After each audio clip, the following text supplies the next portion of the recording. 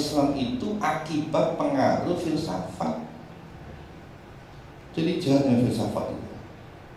Jadi filsafat itu jahat sekali. Salah satunya adalah karena saya ambil yang paling dasar dulu. Nanti ke Mu'tazilah. Jadi Basmi itu karena pengaruh filsafat. Yang kedua Neo Mu'tazilah, penerus Mu'tazilah. Yang pertama misalnya saya ambil contoh salah satunya saja. Misalnya pengaruh daripada filsafat yang disebut dengan humanisme sekular. Jadi ini agak berat sedikit ya kita bicara filsafatnya. Saya bukan secara filsafat ya. Jadi sebetulnya kajian filsafat itu tidak perlu kamu masuk ke UIN jurusan filsafat.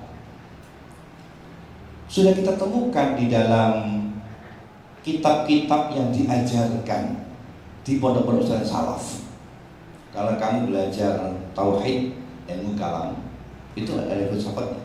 Karena memang filsafat itu kan Imam Asy'ari dan Maturidi itu kemudian dapat menaklukkan filsafat.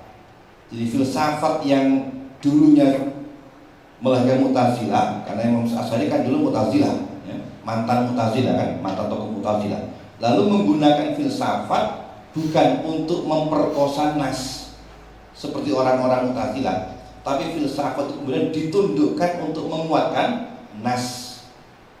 Artinya Imam Asy'ari itu, Ahlussunnah Jamaah itu menggunakan filsafat itu digunakan dalam kajian kita, baik dalam fikih, usul fikih maupun ilmu kalam, terutama ilmu kalam. Tetapi ilmu filsafat itu diambil untuk menguatkan nas. Kenapa? Karena kita kan punya idiom, punya jargon taqdimun nasi alal taqdim. Maka lahirlah filsafat Islam. Imam Asy'ari itu filsafatnya itu digunakan untuk menguatkan nas, bukan untuk merusak nas. Contohnya bisa kita temukan di dalam Aqaid Khamsin. Al-Khamsin itu dulu kajian akidah pada sebelum Asy'ari Maturidi itu hanya berkutat pada nas. Misalnya kajian akidahnya Al-Ghulabi, kajian akidahnya Al-Muhasibi, itu terikat pada nas, hampir tidak ada menyentuh pada filsafat. Tapi kemudian Imam Asy'ari membuat ramuan baru di mana merumuskan akidah tidak hanya dengan nas tapi diperkuat dengan filsafat. Lahirlah Aqaid Khamsin di mana ada dalil nas nakli, ada dalil akli. Allah itu sifatnya sifat wujud. Dalil naklinya Allahu la ilaha illallah hayyul qayyum. Aklinya adalah wujudul alam. Itu kan filsafat. Wujudnya alam, dalil ala wujudil khaliq. Wujudul makhluk, dalil ala wujudil khaliq. Itu adalah filsafat, tapi diislamkan. Lahirlah kemudian filsafat Islam. Salah satunya muncul kemudian ilmu mantek, itu salah satu ilmu logika itu, untuk menuntut akal supaya dapat menjadi akal yang sahih, tidak menjadi akal yang fasid. Maka banyak kita temukan filsafat di dalam kajian Islam, terutama ilmu kalam, ilmu fikih juga ada filsafat. Kalau kamu baca usul fikih itu, usul fikih itu ada dua macam, ada usul fikih aliran Hanafi atau fuqaha, ada usul fikih aliran mutakallimin yaitu Syafi'iyah. Maka usul fikih kita itu dibayang-bayang filsafat. Misalnya dalam Jami itu, maka di situ perlu ada filsafat. Kajian mengenai usul fikih. Ada tahsin wa takbih ala kliyani, kemudian ada apa itu ilmu, itu filsafat. Apa sih itu ilmu? Apa sih itu yang dikatakan sebagai fi'lu? Apa itu amar? Apa itu nahi? Itu filsafat, pendekatan filsafat.